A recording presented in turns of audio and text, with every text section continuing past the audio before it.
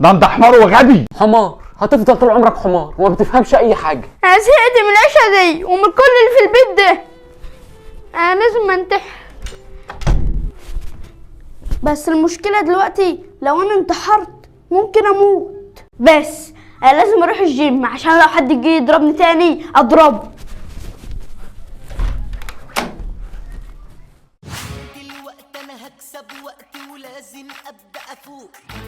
ايوه كفايه ابص ورايا ولازم ابص لفوق. هتحدى نفسي وهنسى يأسي وكل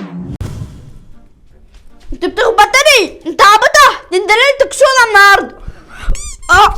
خلاص المسامح كريم. انا سامع انك عامله طبخ النهارده، ما عملتش لي فراخ ولحمه، انت مش عارفه ان انا بروح الجيم. عاش، مفيش مشكله، اجرب الطبيخ. واد يا محمد. خير يا وحش. انت بتشمني يا كلب؟ لا والله يا حاج، انا سمعتهم بيقولوا كده في الجيم. اسمها وحش يا غبي. ايوه هي دي. طب خش اعمل لي شاي. شاي؟ الكلام دي كان زمان، اللي عايز حاجه دلوقتي يقوم يعملها لنفسه. عاش عاش يا وحش. ثواني يا وحش والشاي يكون عندك. انا محمد. خير يا وحش.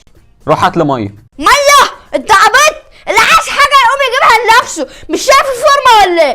حالا الميه هتكون عندك.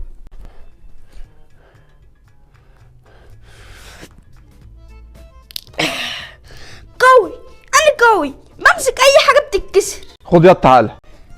ياض؟ طب احذر مني عشان غشيم. امشي يا حيوان هات لي ميه. هي دي مشكلتكم، شكل كده هوريكم الوش التاني. حالا الميه تكون عندك.